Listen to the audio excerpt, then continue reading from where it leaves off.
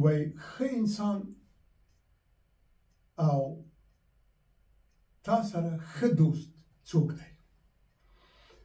ښه انسان او زما ښه دوست هغه دی چې کله چې زه خپل زخمونه ور وښیم، د دې زخمونو له لیدلو وروسته ما له همدې زخمونو ونه ځوروي او په دې زخمونو یو بل زخم ور زیات نه کړي.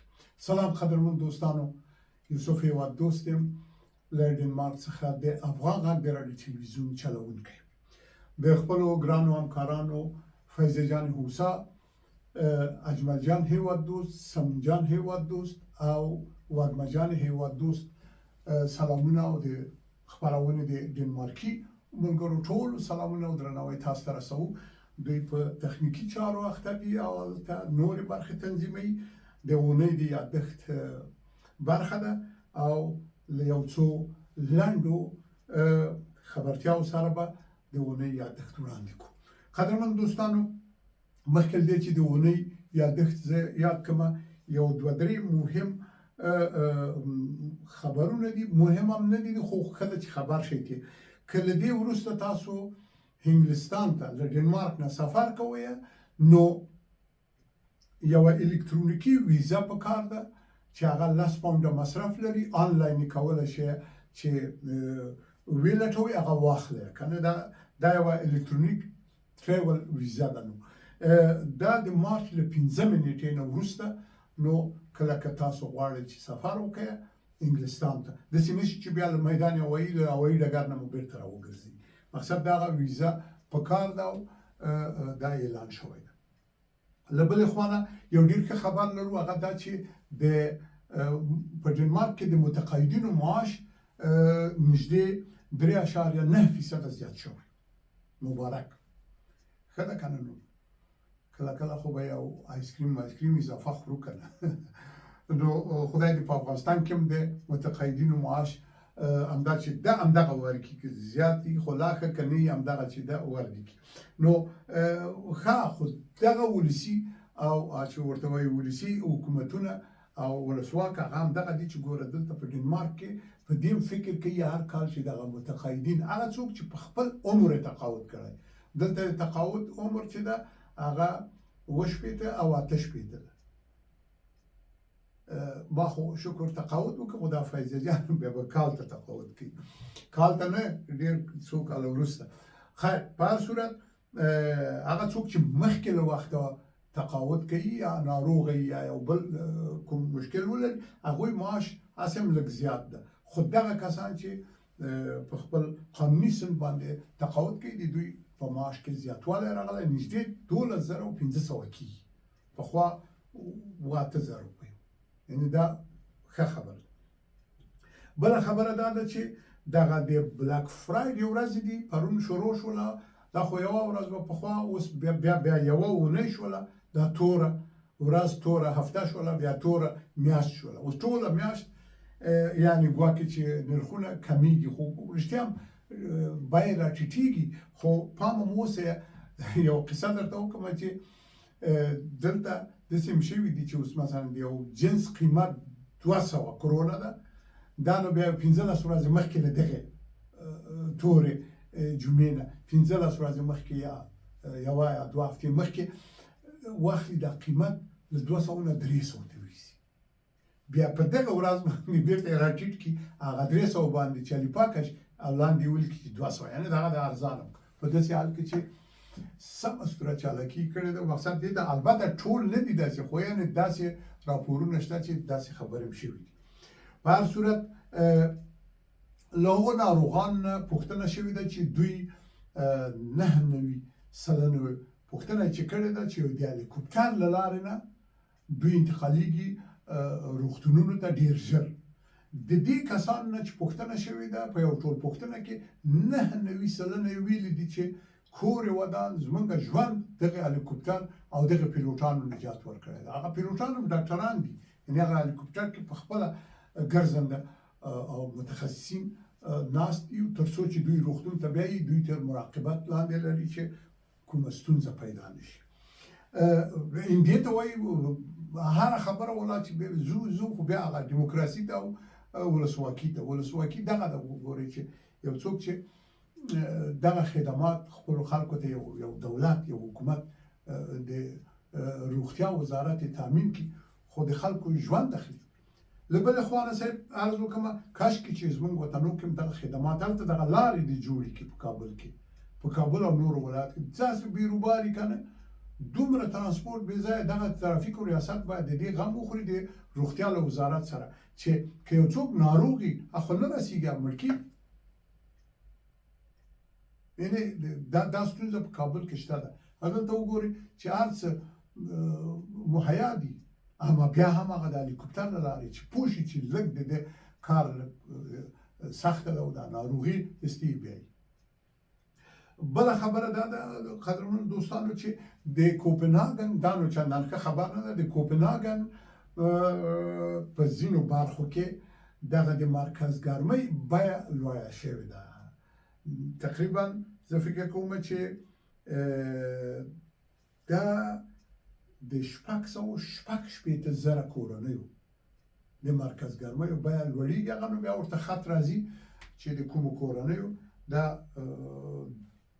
نږدې 3 سلنه د دوی د مرکزګرمۍ بیه زیاته شوې ده او دا نو نړۍ ده اوس نړۍ کې نرخونه کته نه راځي دا بیه نه راکته کېږي یو وارې چې د لوړېدو خبره شو بیا نو کرا دا لوړېږي دا یوازې په ډنمارک کې نه ده په ټول نړۍ کې ده خدای دې خیر کړي نو دا کله چې افغانستان کې هغه ډالر یو ښه ثبات لري د افغانۍ پیسې لوړې دي او خدای دې هلته معاشونه زیات کړي کارونه دې زیات کړي چې دا خلک معاشونه ولري چې مشکل ونه لري دلته مهمه نه ده خو 200 کرونه نه ورکوو 250 ورکوو کنه خو بیا هم یعنې امکان د دې شته ده چې څوک متقاعدین دي او هغوی هم مشکل نه لري له بلې خوا نه قدرمنو دوستانو ډېره مهمه خبره دا ده چې له افغانستان نه هم ښه خبرونه راځي او هم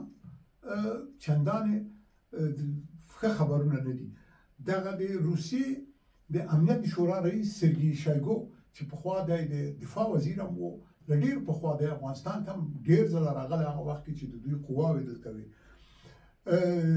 دا سړی افغانستان ته راغلی و له خپل یو ډېر غټ حیات سره دا خو ډېر یو مهم شخصیت دی د روسیې دی چې راغلی د څه دپاره راغلی و ښه والی خو به یې دا وي چې د افغانستان کې د ثبات او امنیت لپاره به دوی هم یوه برخه اخلي که نه خو بله خبره دا ده چې اوس د افغانان فکر کوي چې دا څه حال په موږ باندې اوس په دا کابل کې چې کوم حاکمان دي په دې باندې جګړه روانه ده دا نړیوال غواړي هر یو چې راخپلې کړي دې نه معلومېږي چې دا د کابل د حاکمانو پالیسي بهرنۍ پالیسي ډېره قوي او پیاوړې ده ځکه امریکا ورته په میلیونونو روپۍ په هفته کې رالیږي دلته ورته روسان راځي او د مرستو پیشنهاد کوي وایي چې تاسو له ټولو لیستو نه باسو اخوانه چینایان راځي تاسو فکر وکړئ موږ چې لاړو په دې کابل کې باور وکړئ صاحب چې روسان چینایان د پخواني شوروي اتحاد د جمهوریتونو خلک د اروپا نه د امریکې کاناډا استرا تحت تورستان ول خلک ول متخصصین ول ایران ورته پاتې شو په دا لفتونو کې چیرې چې موږ اوسېدلو چې تللو به ټول دغه خارجیان به هلته وو خدای دې د افغانستان همداسې په امنیت کې وساتي خو ویره دا ده چې اخوا چینایان دې خوا نه روسان اخوا نه عربان و عربستان و قطر و امارات متحده چې د غربیانو نمایندګي کوي په خپله امریکا او اروپا او دوی ټول دا سفارتونه ګوره ورکوي هر یو ښه خو چې اوس داسې نه وي چې موږ بیا په دې نیابتي جګړو کې اخته شو خدای تعالی دې موږ له دې قدرتونو وساتي دې خوا واخوا پاس ولار هره خوا نه محاصره وي ځکه دغه لاره موږ جغرافیایي موقعیت داسې یو حساس موقعیت ده چې پاس نه روسان دي هغه همیشه لاندې راځي په هر نامه یا د کمونیزم کارګرانو دهقانانو په نوم باندې راځي یا د تزار په وخت کې هغسې راغلل چې په تاجکستان او ازبکستان دې باندې چې راغله ټول یې راوتښتېدل افغانستان ته له خپلو بچیانو سره په لاکونو نفر راغله هغه موږ ورته تذکرې هم ورکړلې او کار به هم ورکړه هماغه وخت کې زموږ مشران وو امان الله خان حبیب الله خان عبدالرحمن خان همداسې وړاندې ځي لاندې نه غربیان دي چې هغه بس وروره د پاکستان له لارې راځي. موږ ته یو دانه د سرطان جوړه کړې ده د پاکستان په نوم، همیشه بې ثباتي د افغانستان له هماغه ځای نه ده او د ایران نه ده. دې خوا هم د ایران له خوا هم صفویان د ایران، ازبکان د ماراون نهر کنه او روسان، او دې خوا نه مغولان د هند دا په من باندې را روان دي. مغولان د هند خو له موږ نه لرې پاتې دي، خو د تاریخ په اوږدو کې اوس خو وروره دا پنجابیان دا هم له مغولو بدتر دي، دا په موږ را روان دي او موږ په لاره کې پراته یو.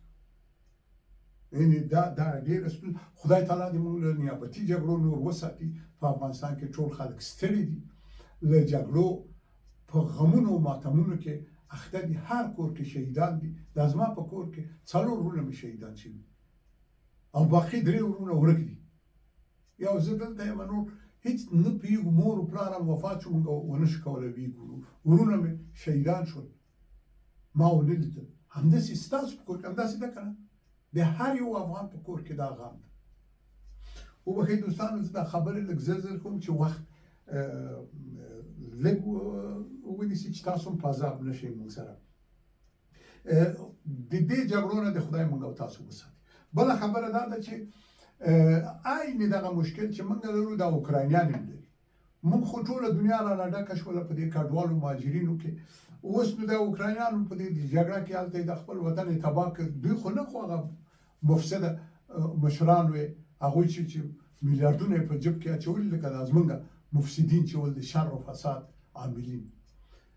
دا اوکراینیان دلته چې راغلي دي، اوس ورته ډنمارکیانو ویل چې تاسو د 2025 کاله، یعنې دا 2 کاله نور هم ویزې ورته تمدید کړي، دلته واوسېږئ، وروسته د هغې به نو بیا خپل وطنونو ته ځئ. یعنې دا خدای دې اوس افغانانو دا نورو مهاجرو ته چې په وطنونو کې جګړې وي او دي، دا د خدای وساتي چې داسې نه شي داسې خبرونه افغانانو ته هم راشي. یعنې دا په دې معنا چې اوس اروپا هغه پخوانۍ اروپا نه ده چې رابغلې او دایمي به دلته ژوند وکړي. اوس اوله خو نشته، منل نشته، او بیا که یم بیا نو ډېر زر انسانان بیرته لیږي. وایي زه وروره خو هغه د وطن هم ارامه شم. دا وې صاحب هغه مهمې خبرې چې ما عرض کوو.